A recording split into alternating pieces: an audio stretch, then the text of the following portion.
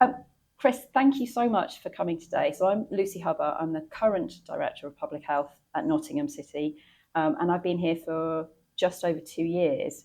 But I think you were here before me. I was, yes. I was the Director of Public Health for both Nottinghamshire County and the city combined between 2012 and 2014 for an 18-month period. And that was because I was working for the County Council at the time, and the City Council tried to recruit a Director of Public Health and couldn't. And as an interim measure, they asked me to cover the two organisations. So I was here from, I think, it'd be October of 2012 through to March 14.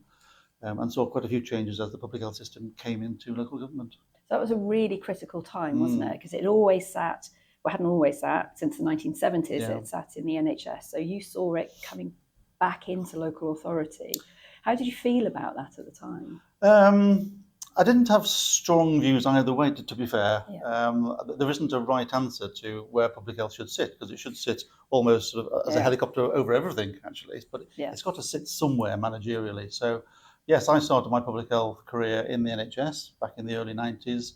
And there were lots of discussions even then. Yeah. And during the period of the Blair government, 97 through to 2010, there was lots of discussion about what's the right place for. Should it be in local government? Should it be independent? Yeah. There was talk of independent public health agencies which that sounds bizarre now, but that actually was the case.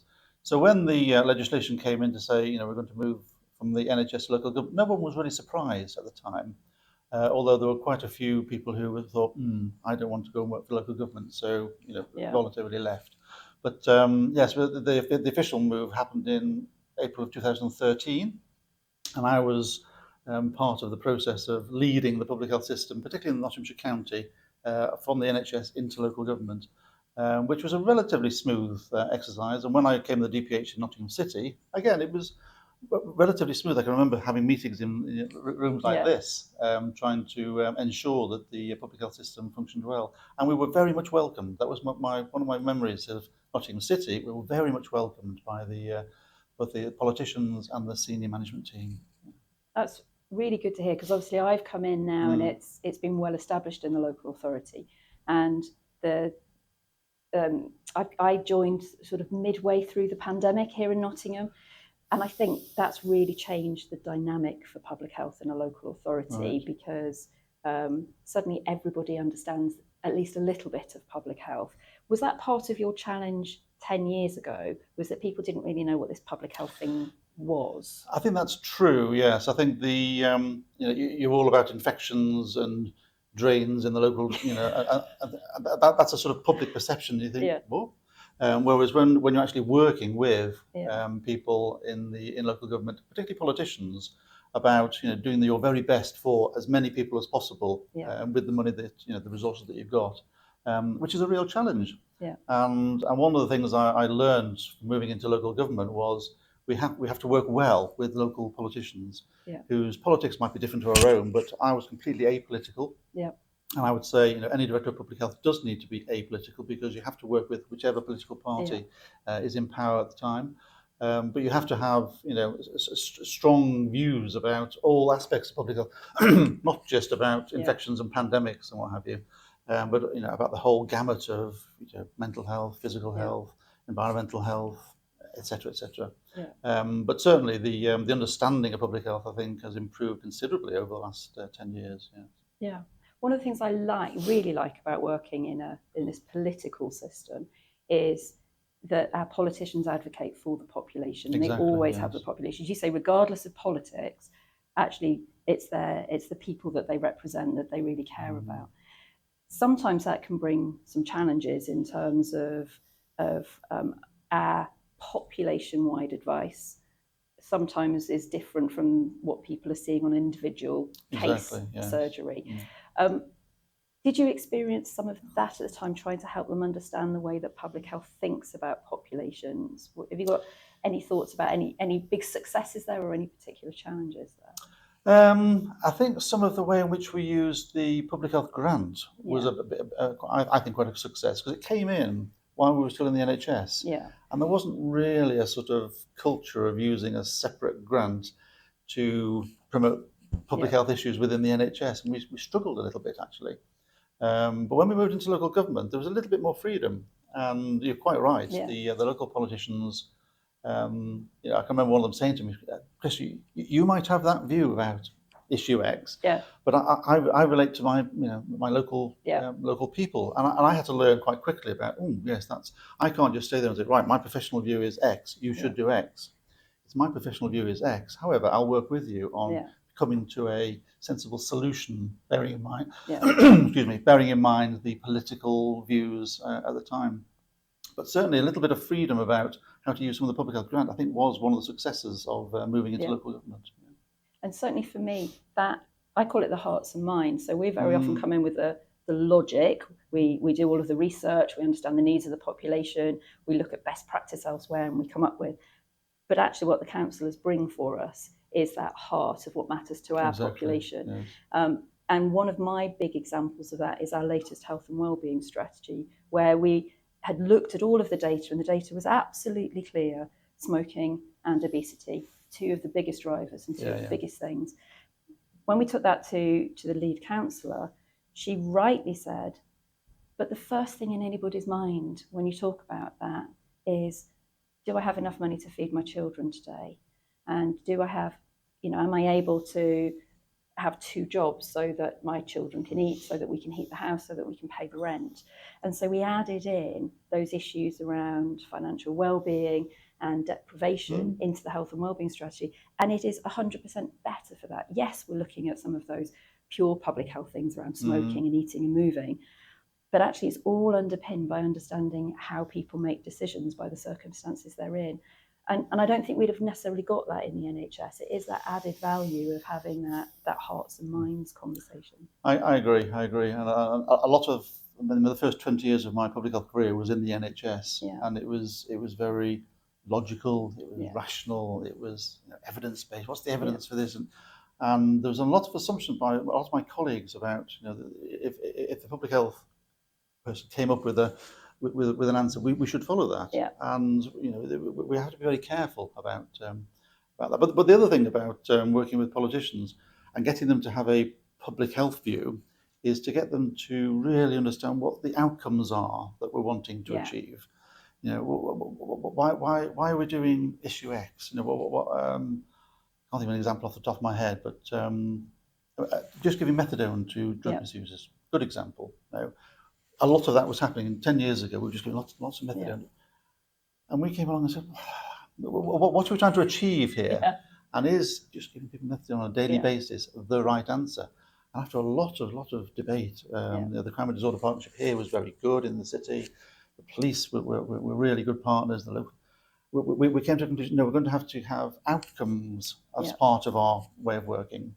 And the councillors really enjoyed that. We're trying to get people off drugs, or we're trying to get them back to work, or we're trying to get them paying their taxes and all those sort of outcomes that we think, rather than just doing. So that move from pure process into what are we trying to achieve here, I think was something that the councillors enjoyed, and I think is a lot better now.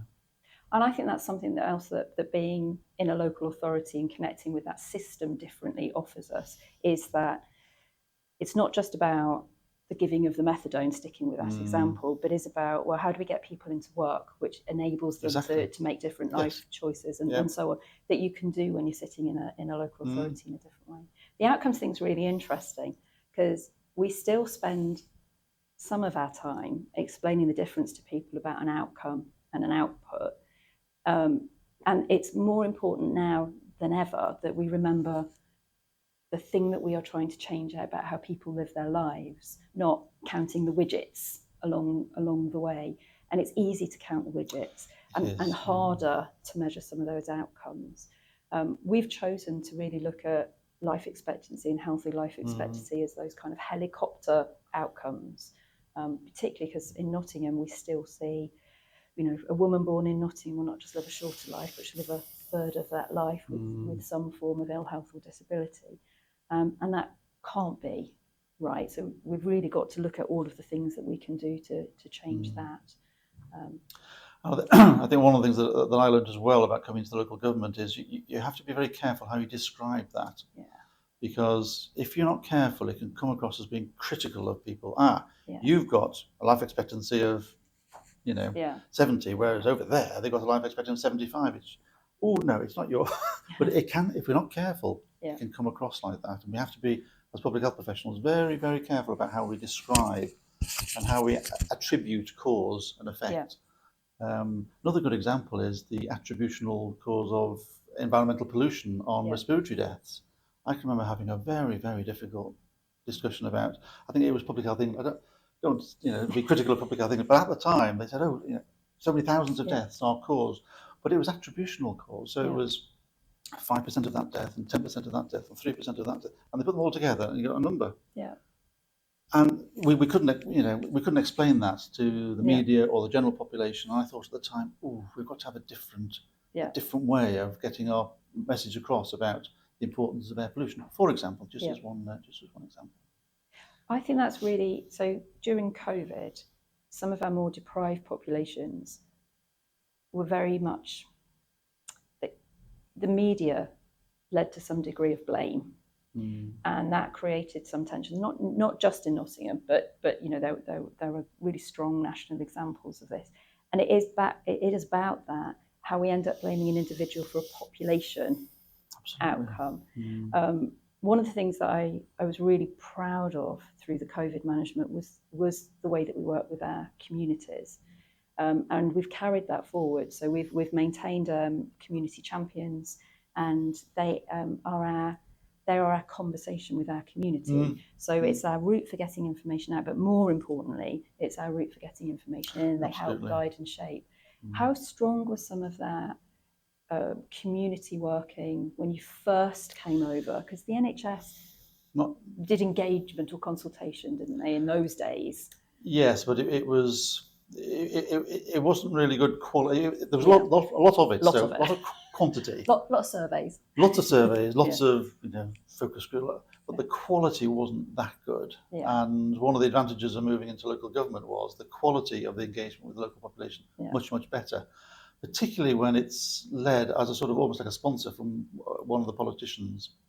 And getting the local people to address sometimes a difficult, thorny issue was really helped by local politics. I'll give you another example.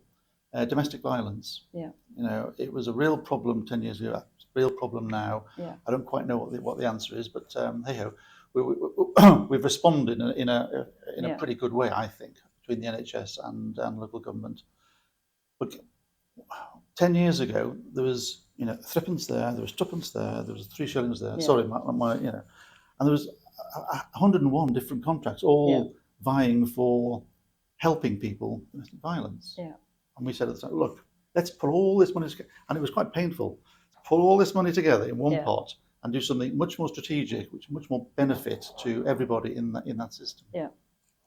That was difficult, because there were some groups who had been used to getting funding, and that was going to change. But over a period of time, I think the councillors really sort of were alive to that issue of we have to be more efficient in the way in which we use our resources. And one of the advantages of moving into local government was some of the public health grant can be used with some of the NHS money and some local government core funding to target a really crucial issue, and domestic violence is just one example of that. I guess an example from now is the development of integrated care systems and the opportunity that gives for bringing together particularly health and care elements of work together and pooling our money in a different way. And with it being a system, bringing in particularly the community and voluntary sector in a new and different way as well. There's some really exciting opportunities around that. We're doing a lot of work in Nottingham and Nottinghamshire around inequalities and prevention, that's brought a focus on prevention that perhaps wouldn't have happened unless it was prompted by that. So there's something, isn't there, about how having the conversations in a slightly different way means that we use our resources. Absolutely, yes. And local government can have a focus on prevention that's different to the NHS. Because I think the NHS sometimes focuses on secondary prevention, whereas the local government can really focus on primary prevention. And if you get those two things working really well together, it can be a really good system. I mean, it was odd because I left being a DPH in 2016 and went to work abroad. And integrated care systems, they were just a little idea in someone's mind. I came back in the middle of the pandemic, and we didn't have this integrated care system, so I've had to adapt my thinking. And just mentioning the health and well-being strategies, that they came in about 2012, and integrated care systems weren't around then. So we've now got a system where we have an integrated care system and health and well-being systems within the local government. And the trick, I think, now for anybody working in public health is to ensure those systems really work together. There's a huge opportunity to work together. We mustn't duplicate, but we must also make sure that any gaps that we identify are filled. I spend quite a lot of my time pointing out that the Health and Wellbeing Board is a joint enterprise, and there is a joint health and wellbeing strategy, joint strategic needs assessment. Absolutely. And one of the biggest changes we've made in the last couple of years around the joint strategic needs assessment is to make it truly joint. So we now deliver it together with the NHS rather than it used to be one organisation or the other would take the lead, but now it sits very clearly between us. Yes, and that sort of needs assessment work needs to be a really dynamic, evolving process. I can remember years ago when the JSNA first came out, we had, here it is, and it was about 500 pages. Chapters of chapters. And you think, oh, goodness gracious. It was good stuff, and I'm not critical of anybody who was part of that. But in terms of usability, and if you're working in a particular part of Nottingham or want some really good information on, I don't know, Holwell or Australia or somewhere in Nottingham, then going to the JSNA that's online, easily accessible, somebody in your department who could help if somebody wants just a little bit of interpretive advice, because sometimes the data does need to be interpreted properly, I think. So as long as those systems are in place, the JSNA can be a really live, vibrant and energetic document. Yeah, and we've moved it now into dashboards so that people can interrogate it in that way. It didn't start off like that. No. But it's now evolved into something that I think is absolutely what the vision was 10 years ago. But we still do the deep dive chapters to sit alongside it as well for certain areas. So we've just completed one on gambling, for example, which you wouldn't get from the data, but it gives you that ability to really understand how that impacts on your population. So the two sit together, I think, really well. Yeah. As we begin to come to a close, just thinking about strategic needs assessments, what do you think are the biggest priorities for public health? And you can see it objectively. Yes, I mean, I ceased to be a DPH back in 2016, but I'm now working as a public health consultant in an area not too far from here, and I am conscious that the priorities have changed slightly over the years. But I would say that it's a combination of children and young people. Yeah, absolutely. I mean, if we can't look after our expecting mums, children, young people, we're doomed, I think. So that's really important. Mental health and well-being. That has really sort of sharpened people's focus over the last year. There's a huge amount that's now being done about it, but whether we can do more to prevent some of the mental, particularly in adolescents and young people. I see that what's going on in schools sometimes, the sort of social media bullying that's going on. We must be able to do something with that. Physical activity and keeping active, I think, is probably healthy weight, not everything that goes with that. You mentioned the economy, absolutely crucial, and having a real feel for how people's income, being in work, affects their health. Really, really important. If people are unwell, getting them back into work and helping them get back into work is a real priority. And probably number 5, in my view, is probably tobacco. And I think the recent government announcements about tobacco are really to be welcomed. A focus on young people and vaping, a focus on trading standards, and also hopefully a bit of a focus on extra smoking cessation. So that would be my 5. Yeah, and I think I would agree with all 5 of those. It's been lovely to meet you. Thank you so much. You're very welcome. Glad I can be of assistance.